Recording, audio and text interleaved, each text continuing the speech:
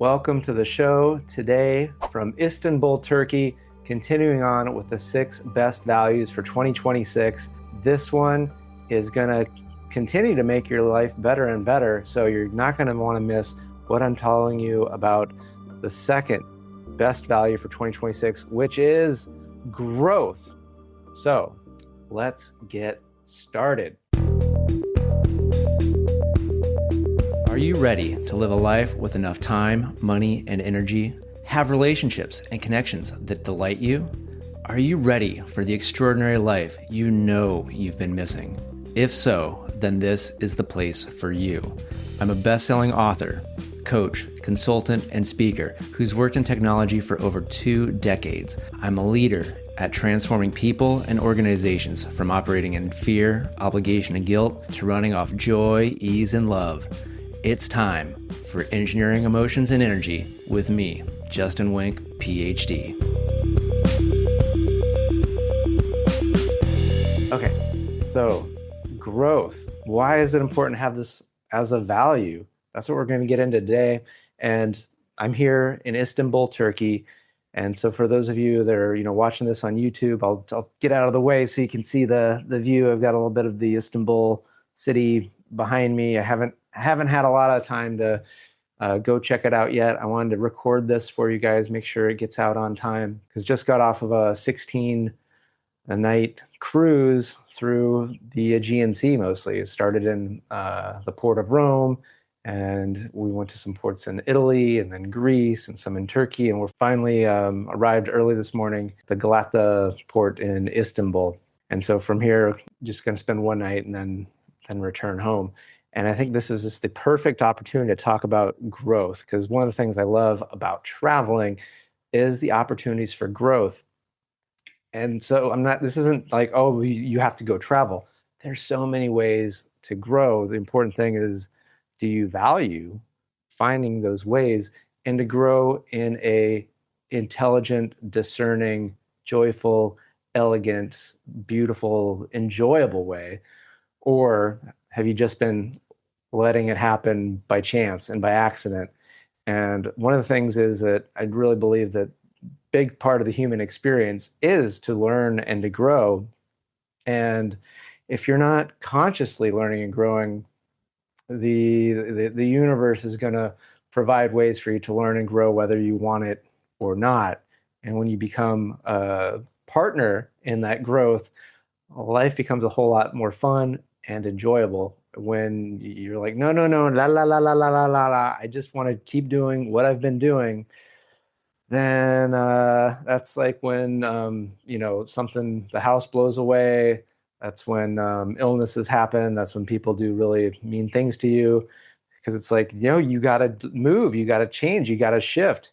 And it's a big thing from my book, fear, obligation, guilt, or joy, ease, and love. What's going to be the fuel? What's going to be the motivating factor? And when you value growth, then you start to be able to choose how you're going to grow and where you want to grow next. Because there's just a lot of things, like eventually you got to get through it all, right? Like it's kind of like going through school. It's there's certain things you're going to have to do, but if you actually take the time to go through, like, well, what are the requirements and what are the options, what are the possibilities, it can be a lot more enjoyable. Because I definitely remember, especially being an undergrad in college learning electrical engineering, it was one of those, like, okay, you're going to have to take this beginning circuit analysis class, but who teaches it? There can be some option in that. And so it's like, okay, well, what teacher has the style that I like? Okay, let me pick that one. Whereas it's just like, I don't know, man, just whatever. I'll just show up and take what I get. And it's like, well, then I'm going to get the dude that maybe I don't want to be spending much time with. And some of you in relationships or in tough work environments or with bad friendships, maybe you're starting to realize that maybe you just kind of like showed up. You didn't put a lot of thought into, well, is this person for me? It was real funny on this cruise. There was a big group of people of like 30, like they all had special eating arrangements and special tour stuff, but they still they got to meet quite a few of them. and was in one of the hot tubs near the end, chatting with a woman and her husband. And I didn't know she was with this giant group at first.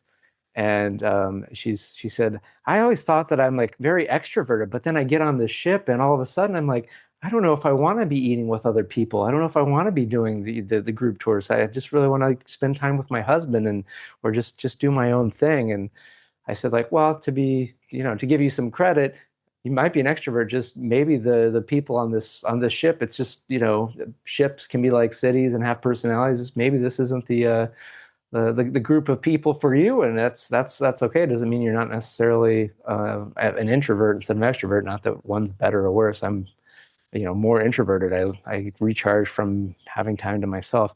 And then she was like, "Well, I'm here with the giant group of people, so these are all my people." And I know not to say this out loud, but I'm just thinking to myself like maybe they're actually not your people.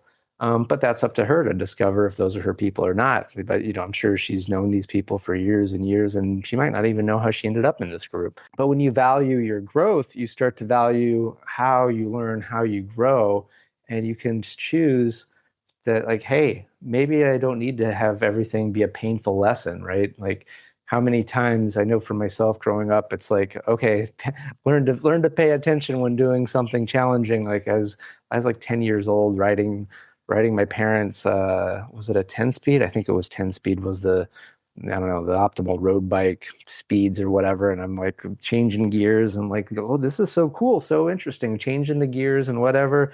And then a whack, right into a tetherball pole, 7 stitches.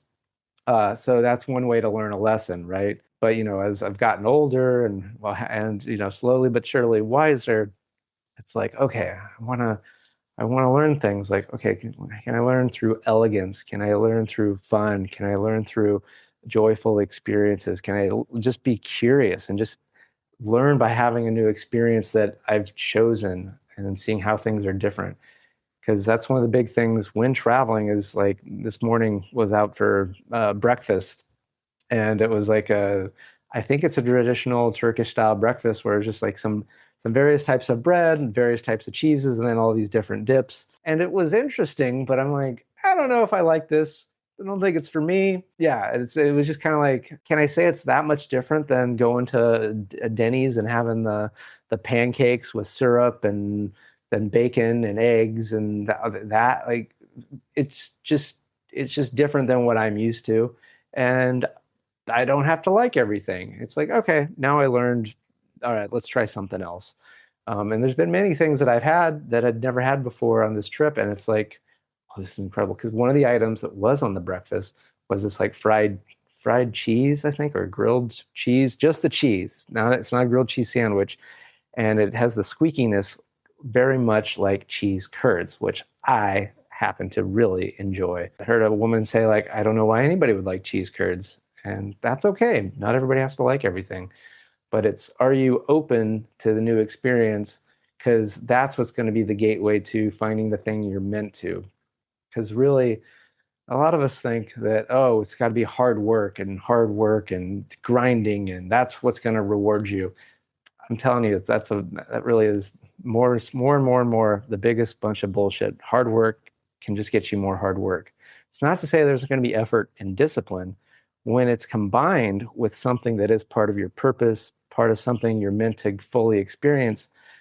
There could be effort and discipline, yet you're going to feel a lot of joy, a lot of satisfaction, a lot of appreciation, a lot of excitement. And so, really, these more positive emotions that we want to have more of, that's the indication that you're on the right track.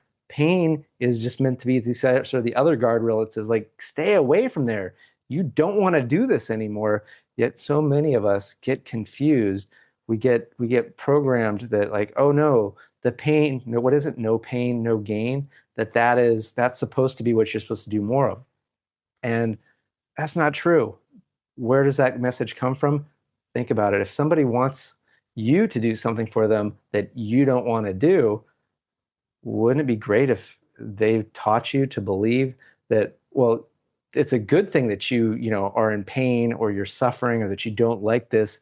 That means you're on the right track. So keep doing the things that I want you to do.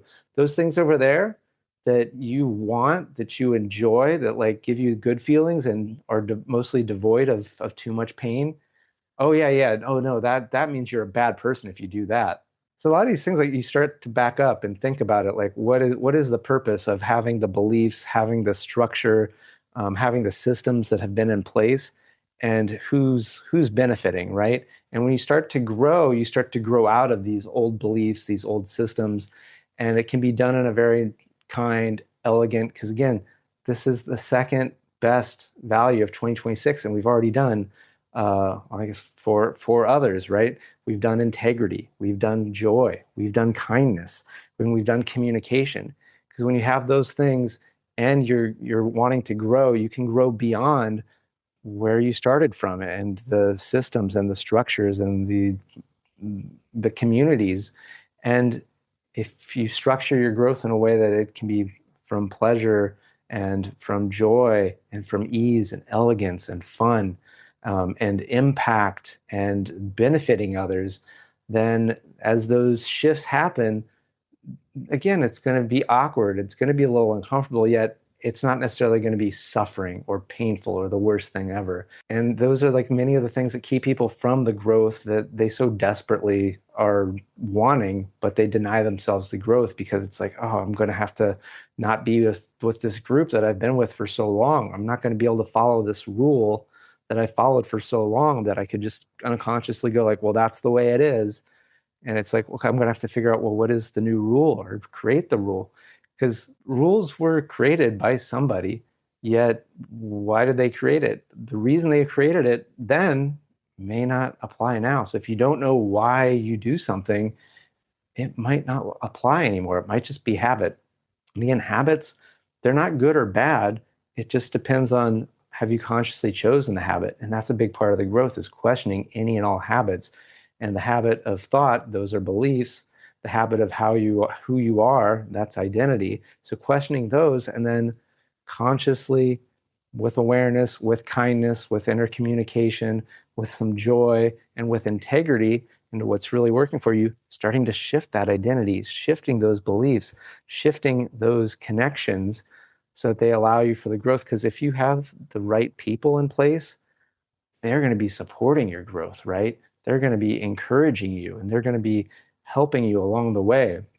Kind of like, when you're a kid and you have like the right adults to, help you with those first steps that maybe they don't go so well, but they encourage you to keep going. If you did skin your knee, they bandaged it up and let you keep going. Those are the types of people that you want to continue to have, but in different areas, right? Because you grow out of needing to learn how to walk, hopefully. But again, some people they go back and it's like, okay, I'm going to have an issue, and I'm gonna want to try to learn how to walk again, because it's like we want to learn and grow, and it's like, well, okay, you're only going to let me do the growing from this. We'll do another cycle. We'll do another cycle. And it's learning that, like, I've learned that enough. That's another big part of growth is to know when, okay, I think I've got it. It's time for some new lessons, right?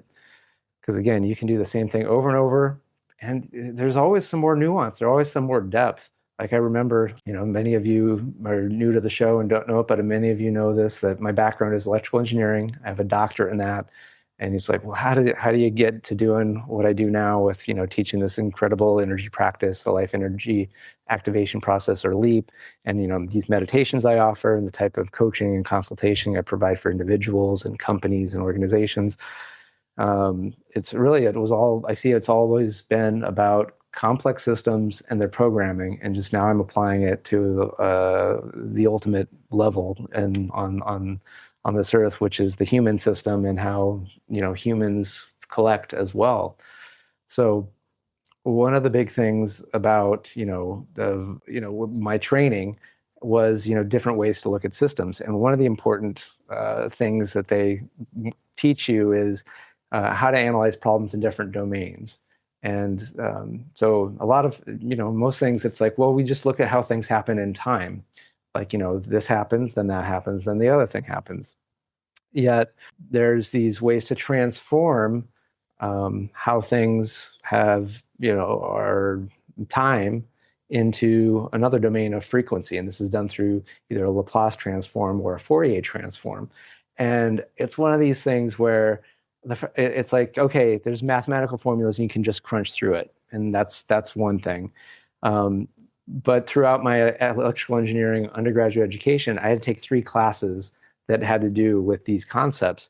And it really wasn't until the third class, the third round, sort of being exposed to that, I really got it and understood it. I'm like, oh, okay. It's just we're sort of just flipping things around and seeing it from another perspective so that we can apply different tools or do different things or have a different understanding of what's happening. That if you look at it through the time domain, again, you don't have to understand what I'm talking about. Just realize that there's one way of looking at it, and then there's another way of looking at it.